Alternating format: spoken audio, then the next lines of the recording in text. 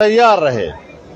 हम किस वक्त उनको इस्लामाबाद आने की दावत देते हैं और उनको बुलाते हैं, और जिस तरह गुज़श्ता 2 रात पहले पूरे मुल्क के हमारे कारकुनों ने जिस तरह हमारी आवाज़ पर लब्बैक कहा और 1 घंटे से पहले पूरा मुल्क जाम कर दिया, इसी जज्बे के साथ वो हर वक्त इस्लामाबाद की तरफ रुख करने के लिए तैयार हैं। ताहम कल जब हमारे हिज़्ब इख्तिलाफ की पार्लिमानी पार्टी का इजलास होगा, मजमूई तौर पर सब पार्टियां उसमें शरीक होंगी, तो हम ये फैसला तमाम अपोजिशन पार्टियों की शराकत के साथ करेंगे।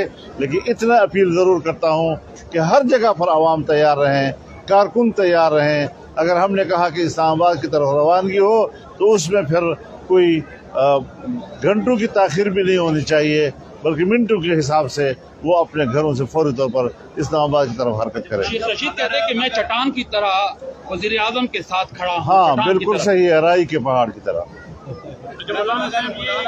ये तहरीक अदम एतमाद नाकाम होती है तो दूसरा क्या आपका वो होगा कि लायामल होगा कि इस्तीफे अभी हम या एहतजाज? देखिए, अभी हम इसको अगर में लाते ही नहीं है जी। अगर कोई मसला नहीं है, अगर छोड़ो।